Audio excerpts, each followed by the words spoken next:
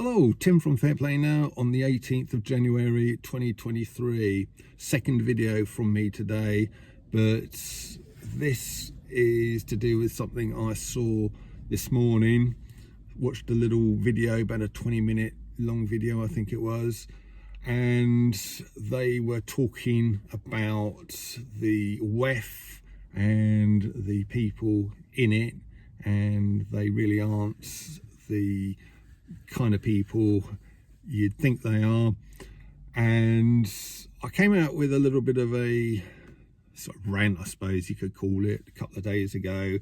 A message to the Davos crowd was what I called the video, and I was kind of talking to them directly and sort of basically calling them out. And if there's anyone who thinks the WEF is a good thing, a really great thing, and that I was being unfair in my little attack on them on the 16th, it would have been a couple of days ago, well, I've got something that may well change your mind. So there's this YouTube channel called Redacted. I haven't talked about them on these videos before, but they're a good channel. They are an alternative media channel here on this platform with a very big following indeed. They've got about over 1.5 million subscribers, so they're clearly doing something right, and they seem to put out a lot of well-researched material. And the guy from Redacted was interviewing this guy who has done a deep dive, a lot of research for quite a long time into Klaus Schwab, looking into his background, where he's come from, what his ancestry is, etc. And it's a very enlightening, interesting interview. The first thing this guy was saying is basically, when you go and try and find out stuff about Klaus Schwab on the internet, trying to get anything is very difficult because a lot of it's been deleted, and that has got to raise alarm bells, or get alarm bells ringing for starters, because if there's no information on him online and they're kind of getting rid of it, what has he got to hide? So if you're a fan of Schwab's and his organisation, you might want to ask yourself that question.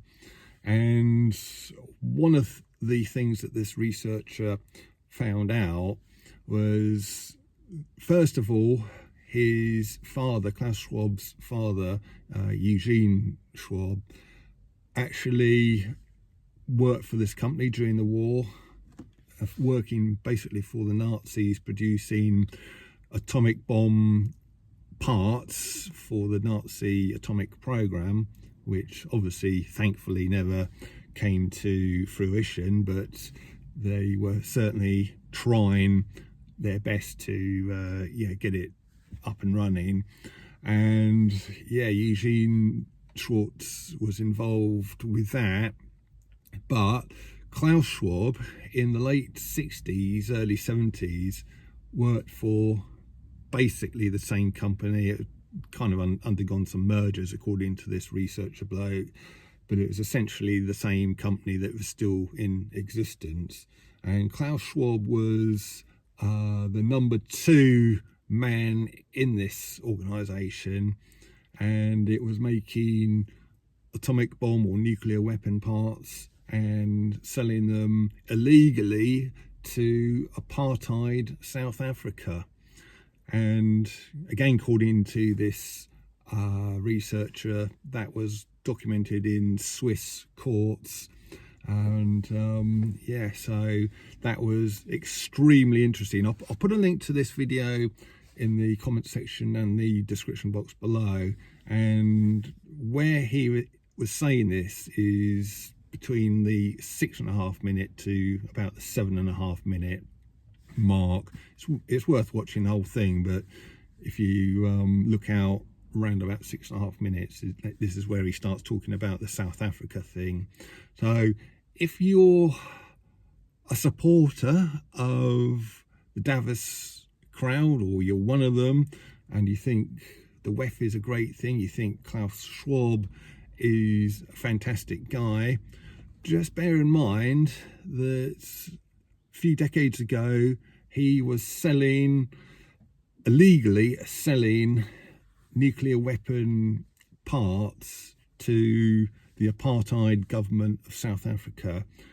So do you really want to be associated with someone like that? So yeah, just think on, eh?